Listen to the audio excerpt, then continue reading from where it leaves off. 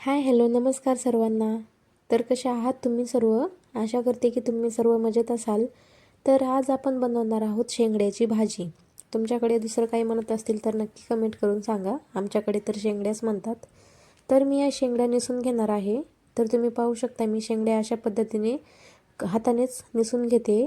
शेवटचा जो देठ असतो तो काढून टाकते आणि समोरच्याचे तुकडे करून घेतलेले आहेत. तुम्ही पाहू शकता अशा प्रकारे मी पूर्ण शेंगड्या ह्या निसून घेतलेले आहेत. तर आता याच्यामध्ये घालायचे आहे आपल्याला पाणी. तर मी इथे एक तांब्याभर पाणी घातलेलं आहे आणि स्वच्छ अशा आपल्याला हे शेंगड्या धुवून घ्यायच्या आहेत. तर 2 पाण्याने आपल्याला हे शेंगड्या धुवून घ्यायच्या आहेत. तर आपल्याला भाजी करण्यासाठी लागणार आहे लसूण. तर मी इथे लसणाच्या पाकळ्या घेतलेल्या आहेत. हा गावरान लसूण आहे, त्यामुळे वरची साल थोडीशी मी तशीच ठेवलेली आहे. फक्त हातावर चुरगळून घेतलेला आहे.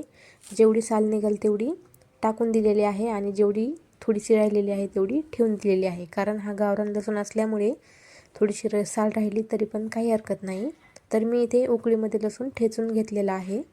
तर आता आपल्याला इकडे गॅस चालू करायचा आहे आणि त्याच्यावरती कढई ठेवायची आहे. कढईमध्ये मी 3 ते 4 पळ्या तेल घालणार आहे. तुम्ही तुमच्या अंदाजाप्रमाणे तुम्हाला किती तेल घालायचे ते तुम्ही घालू शकता. तर आता तेल आपल्याला छान गरम होऊ द्यायचं आणि त्याच्यामध्ये नंतर थोडेसे जिरे घालायचे. जिरे घातल्यानंतर जे आपण लसूण ठेचून घेतलेला होता उकळीमध्ये तो लसूण घालायचा आणि फ्रेश असा मी कढीपत्ता आणलेला होता गावाकडून, तो कढीपत्ता घालते आणि कढीपत्तासुद्धा 2 मिनिट आपल्याला त्याच्यामध्ये तेलामध्ये फ्राय करून घ्यायचा आहे. कढीपत्ता छान फ्राय झाल्यानंतर काय करायचं आपल्याला थोडीशी हळद घालायची आहे. तर मी इथे अर्धा चमचा हळद घातलेली आहे. जो आपल्या मसाला डब्यामध्ये चमचा असतो छोटासा, तो अर्धा चमचा. तर हळद घातल्यानंतर सुद्धा हळद आपल्याला तेलामध्ये छान अशी परतून घ्यायची आहे आणि नंतर आता आपल्याला घालायच्यात ह्या शेंगा. तर शेंगा घातल्यानंतर छान असं मिक्स करून घ्यायचं आणि सुरुवातीला फुल गॅसवरतीच आपल्याला हे मिक्स करून घ्यायच्या आहेत, परतून घ्यायच्या आहेत 2 मिनिट. आणि आता घालायचं आहे आपल्याला त्याच्यात थोडंसं नमक. तर आत्ता नमक घातल्याने काय होतं, शेंगाची टेस्ट ही खूप छान लागते, चवदार लागते त्यामुळे. तर शेंगा आपल्या छान अशा परतलेल्या आहेत. आता आपल्याला घालायचे त्याच्यामध्ये सुके मसाले. तर मी इथे 2 चमचे लाल मिरची पावडर, थोडासा गरम मसाला, थोडासा जो मटण मसाला असतो तो मटण मसाला आणि 1 चमचा जो आपला घरचा काळा मसाला असतो तो काळा मसाला घातलेला आहे आणि छान असं परतून घेतलेला आहे. तर आता नंतर त्याच्यामध्ये भरपूर सारे आपल्याला कट करून हिरवी गार अशी कोथिंबीर घालायची आहे आणि कोथिंबीर घातल्यानंतर सुद्धा 2 मिनिट परतून घ्यायचं आहे. तर आता त्याच्यामध्ये घालायचं आहे आपल्याला पाणी. तर पाणी मी इथे अर्धा तांब्या पाणी घातलेलं आहे. तुम्ही तुमच्या आवश्यकतेनुसार तुम्हाला जेवढं पाणी घालायचं आहे तेवढं तुम्ही घालू शकता. आणि आता सुरुवातीला थोडंसं कमी नमक टाकल्यामुळे अजून थोडंसं नमक घालायचं आणि छान असं मिक्स करून घ्यायचं.